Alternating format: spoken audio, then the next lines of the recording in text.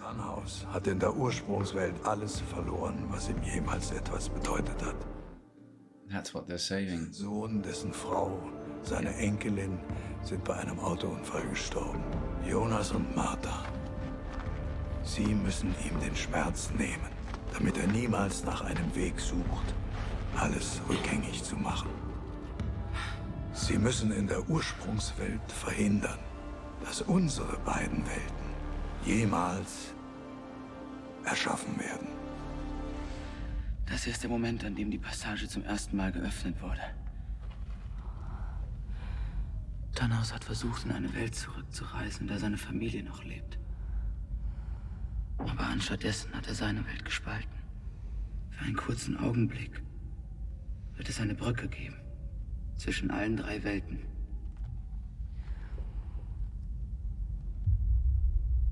Du willst in seine Welt. Wir müssen zu dem Moment zurückreisen, wo sein Schmerz seinen Anfang genommen hat. Der Jonas.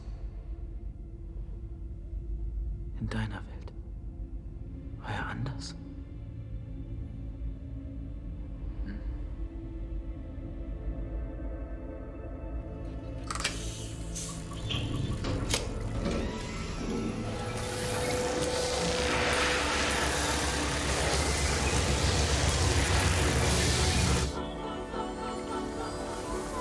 Es beginnt.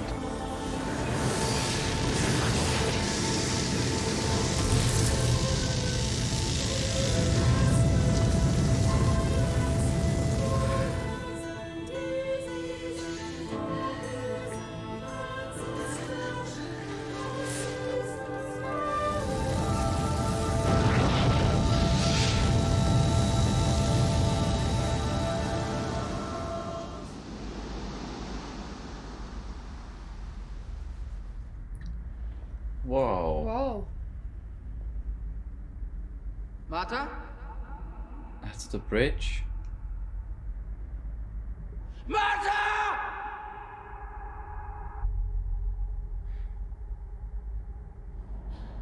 Jonas!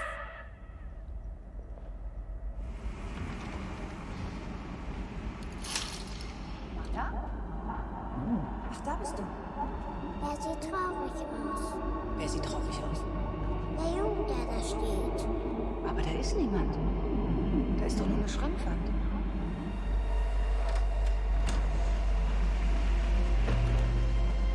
Was willst du denn im Keller? Was ist denn da? Da steht ein Mädchen. Komm, wir gehen wieder zu den anderen, ja?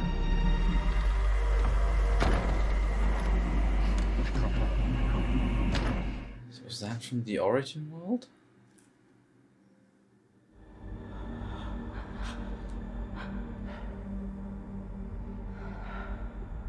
Has she always been taller than him? Possibly.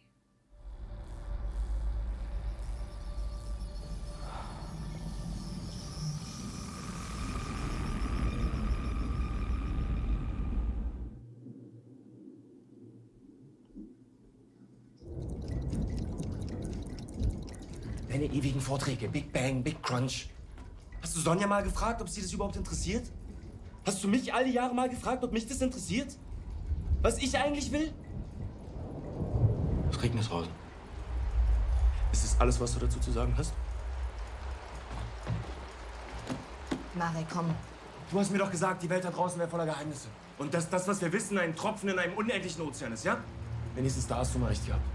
Du weißt vielleicht alles über Einstein, Rosenbrücken und schwarze Löcher, aber über mich weißt du absolut gar nichts. Ich dachte, ihr bleibt noch ein paar Tage. Der kriegt sich schon wieder ein.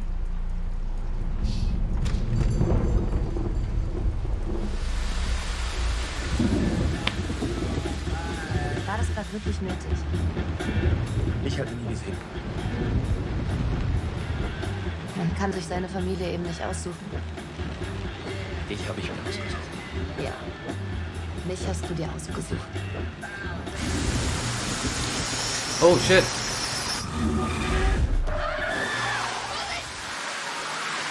No, wait.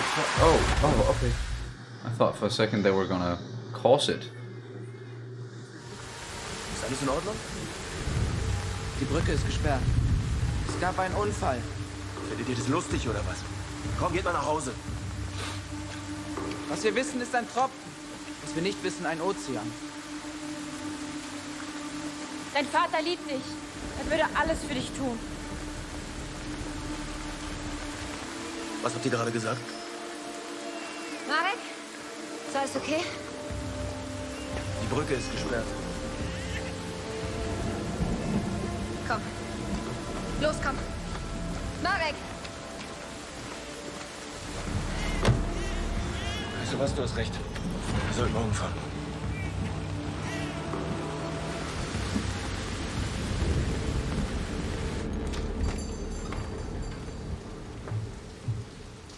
Dein Sohn denkt, er hat ein paar Engel gesehen. Mach dich nicht lustig.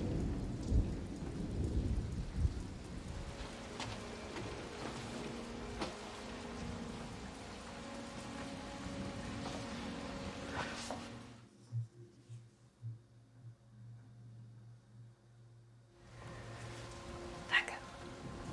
Magst du? Charlotte hat dich auch schon vermisst.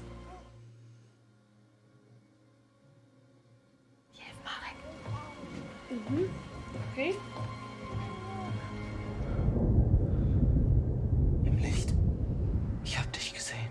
Als Kind. Du hast zu mir geschaut. Als ob du mich auch sehen würdest. Im Schrank. Das warst du. That's why he looked familiar to her. Back when, like, she mentioned that at some point.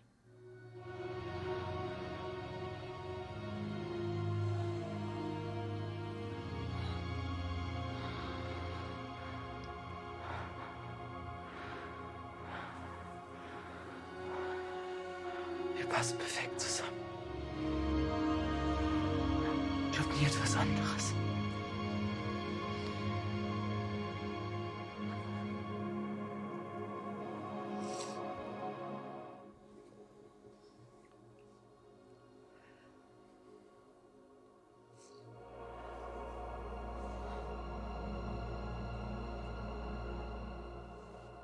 I see trees of green.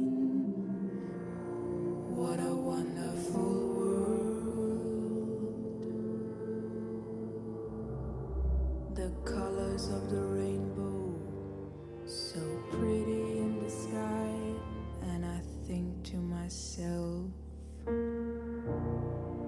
what a wonderful world.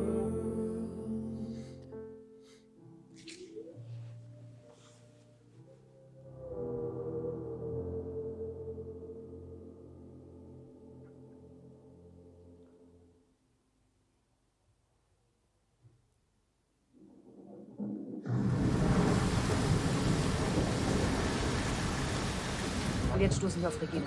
Er liegt. Auf dich. Auf dich. Okay. Dein Auge. Sieht viel besser aus.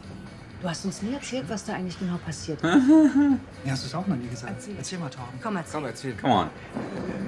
Letzten Sommer ist... Oh no. Seriously. Yep.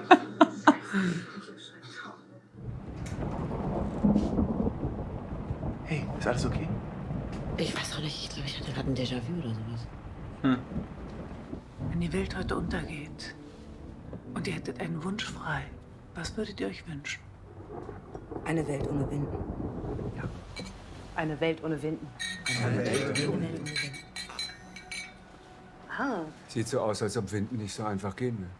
Vielleicht ist es ja auch besser so. habt ihr schon einen Namen?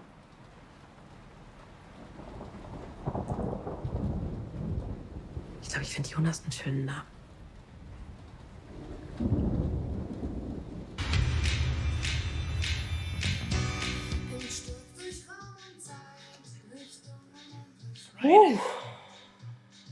Fuck, okay. That did not go the way I expected, or like, how could we even expect this? It's... yeah, shit. Wow. So there we go. That was Dark. All 3 seasons. There's still sort of a lot of unanswered questions, but it might not have mattered at all, or it didn't really matter in the end, because what we figured out was the two worlds that we've been, operating in, so to say, they were a mistake. There's a third world, and that was the original world, and it was all about Tannhaus and his, and him wanting to get back or save some people that he loved or he loves, in his son and his wife and the daughter. So that's, it was all about that in the end. And Jonas and Martha, or Adam and Eva, they were both, the cause of, the cycle just continuing and everything, just all the suffering just continuing. They were also the solution to the problem. So they were the problem and the solution, both. And then they managed to do it. And then they just disappeared. And Martha and Jonas are no more. Definitely not in the original world, even though at the end we got sort of a little tease there where it's like, okay, so Jonas might still live in that world in a way, but it's never going to be the same Jonas. Exactly. Because in the original... It's just a name. It's just a name. Yeah. It's just a name and a nice little tease there. But yeah, in the original world, Hannah, she's with Villa. And he was just about to tell the damn story about what happened to his eye, but no, we didn't get it, and we were very much expecting not to get that answer. Definitely one of the answers we were not thinking that we were ever going to get, and them just teasing us at the end. That was a little bit mean, but it was still funny and a nice I like that they kept that little meta thing there as a, we know you're all wondering about it, but no, we're not going to tell you. And then Regina, she's alive and well. And Katharina, I don't know her situation, or. Well, Ulrich would never exist in this world. Because he's a child of Tronde, who was a kid of Agnes, that was a kid of the origin. Yeah, okay, yeah, exactly. So if you take out Jonas and Martha, then obviously it's gonna trickle down, so to say. So there are people who cannot be alive, and that is why things are different. And these are the only people, almost, that didn't have any relation to Jonas and Martha, or they can exist without Jonas and Martha. I think it's the people we know the best, and we know Hannah and Katharina was friends, and Regina was also somehow in that mix. Yeah. But since and still their friend at this point, because Ulrich is not a exactly. So they have become friends in this world. Yes, all of them, and. Of course, we saw Doppler. Yeah. And he's with the other Villa. Yeah. Exactly. So that's nice, and they can be together, and they can without any issues there, or exactly. So we still got the happy ending. Which is not the happy ending we knew we wanted, because we had no idea that was the origin. That's why everything has been going on in those two worlds that we were familiar with, that then turned out to be a mistake, and they managed to prevent the whole accident, with the car crash. But we still got a little bit confused about Charlotte during the episode. I don't know what you're thinking there, but mine, at least, or my thinking is that it's just a name. Of course, it's just a name, but I just thought it was a nice little callback to Yeah, when yeah, he yeah. explained, Okay, good, and we yeah. had he gave her the watch that said für Charlotte. Yes. And I just couldn't help but think that maybe it was a little bit of an Easter egg there. Yeah. That all of this he created might have been for her, and just... Yeah. He was, trying to save her, or he was trying to save Charlotte. Maybe not, that Charlotte, but he was trying to save his family. And he told her as well, like, my son and his wife and my granddaughter, they died. But then someone came to me with you. And then that must have been older Charlotte and Elizabeth who took Charlotte and then gave that Charlotte to Tannhaus, and that is why. And he doesn't know about her origin, so to say, and he just gave her the name Charlotte, and then that watch that was meant for his actual granddaughter. Yeah, at least it was something that went in generations. Yeah, but it gives just a whole new perspective when it comes to his character Tannhaus, because he was the narrator for a long while. He's been narrating a lot, especially at the beginning, and his role in all of this was always kind of a mystery to me, at least, or not a mystery in the way that they didn't explain who he was and all that, but it was just, he just seemed more important than a lot of the other stuff going on. He just seemed very important to me somehow. And then we, of course, find out that we've been spending time in this labyrinth for almost 3 seasons, and it's not until we get to the very center, the very last episode, that we understand what is truly going on. Yeah. So we could never have known. We could never really have put the pieces together just by watching all the other episodes.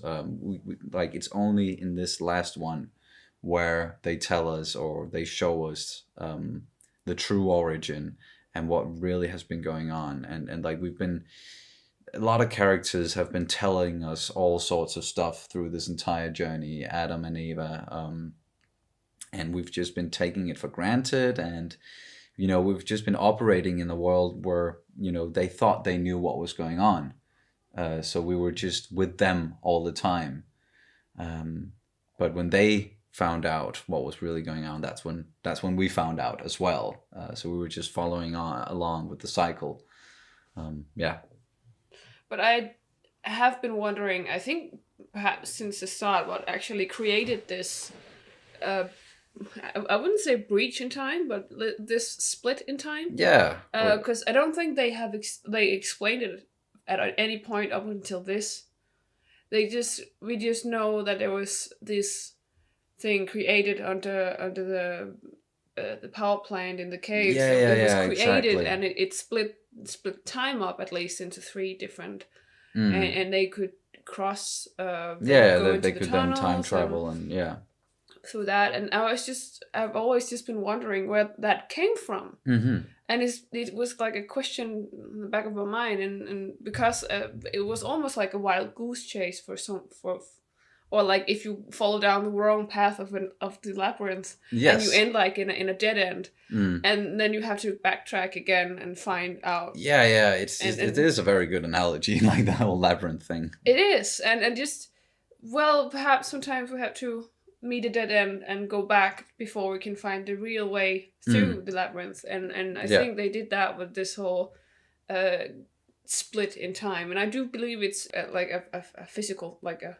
physics thing, physics theory, that sometimes when we can create these splits, and then we have, when this split is happening, you will have 2 alternative realities, and then you have, of course, the origin, and then everything from there. So I do believe it is a physics theory that is grounded in something very real. And and I just think it's been very nicely explained, and especially with this whole, like, the loops and everything, how we got told in the beginning with this very long explanation with all the information and everything that every little teeny thing that happened up until this had to happen.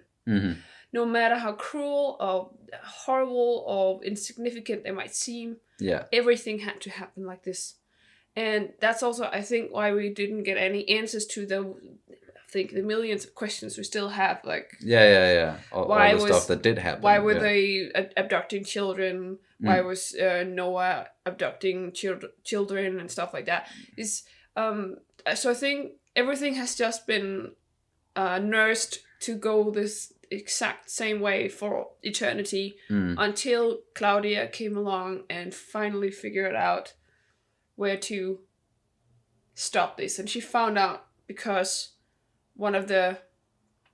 she called it a cancer. And that was a very real cancer. It was Regina's cancer. It was this cancer was like a constant in this world. There was constantly it seems like it's driven by variables, that this was the only constant. And in that regard, I think that was how she figured out that maybe this was leading from the origin from somewhere. Because Eva was doing everything she did for the purpose of preserving her world, or saving her world, and that's why she did it. And Adam, acting out of like he wanted to save his world, or he just wanted the suffering to end, and that's why he went about things the way he did. And Claudia, she wanted to save her daughter, and then she thought of the whole cancer thing. And I think you're quite right. That is when it dawned on her that the origin there has to be it has to be something else.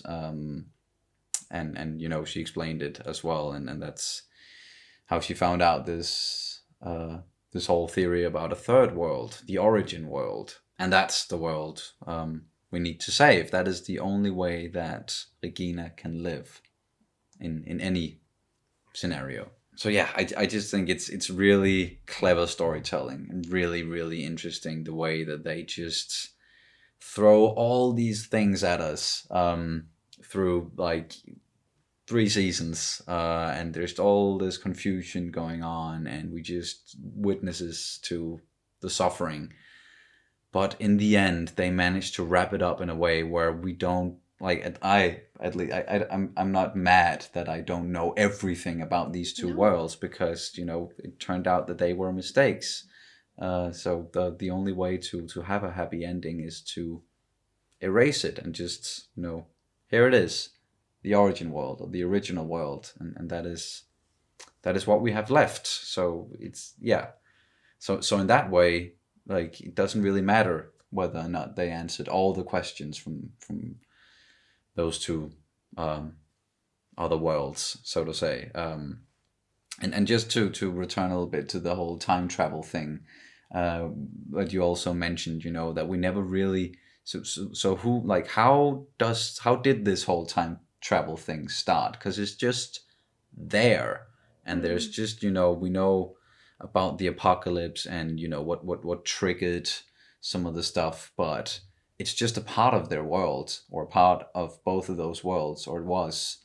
And I think that is because that is how they were created, because someone messed with time and time travel, or tried to at least. So the time strands are just in that world, or permeated through that world in a way, so that it was always a part of it. It was always a possibility to travel through time in those worlds, because that's how they got created. Is what I'm thinking. Yeah, could be. Yeah. So that is why the origin world is the origin, because that's where time travel originated. Mm-hmm.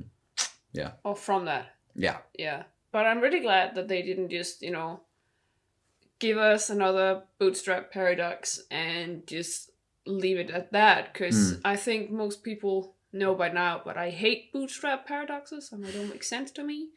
So I think that's really nice that it was not just another stupid loop, and the bootstrap paradox with there is no origin because the origin got lost in the loop and stuff. No, there was an actual origin. There was actually something that created this split and this time thing, and I'm pretty happy that they ended up like that and like closed the loop in like a nice little bow. Like there was a very real solution, a very real answer to all of this. It's not just because time travel can be so fickle, and especially when you use it in a narrative, and we've seen that in so many movies and series where it's like, okay, I guess it sort of makes sense, but you can always nitpick it. But in this, they wrap it up in such a way that it's like, oh, okay, well. Yeah. It feels finished, right? It feels finished, yeah, exactly. As you just said, there's a nice bow on it, and we accept it. So yeah, all in all, I think it's one of, if not the best, it's probably the best time travel anything I've ever experienced. So it's just kudos. And I don't even know what else to get into now, because it feels like there was so much, and we were just thinking about so many things when we went into this last episode, and then they wrapped it up, and it's like, okay, a lot of it didn't really matter anyway, and now here we are.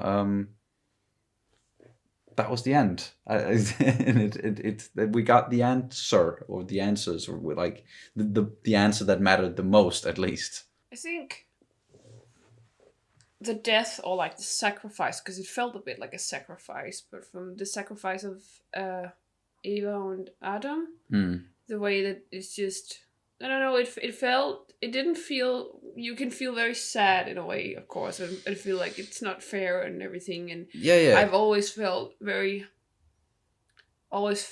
bad for Jonas and called him an enigma, and of course Marta was also sort of an enigma because she was a child of Ulrich and all this we just talked about. But this, however, it didn't feel sad in a they're dying way. It felt like, of course, melancholic, but in a very beautiful and in a very satisfactory way, almost like cathartic almost. Exactly, that's the perfect word for it. It was just like such a catharsis to just kind of see them, and the way that he just accepted it. It almost felt like when, especially when like middle-aged Jonas, he was kind of looking at himself, and he was not.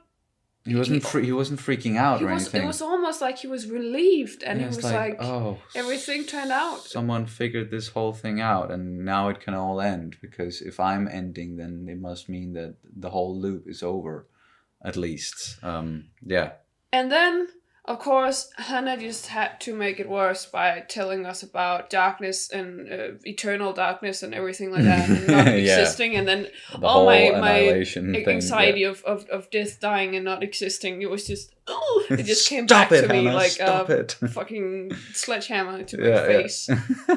Damn. So that was the whole cap off, and then the Jonas tease. But do you have anything else? I don't think so, No. Wow, I can't believe this is like we're done with this whole journey. Dark, 3 seasons, 3 worlds. It's so much symbolism as well that you can look back and be like, whoa, okay.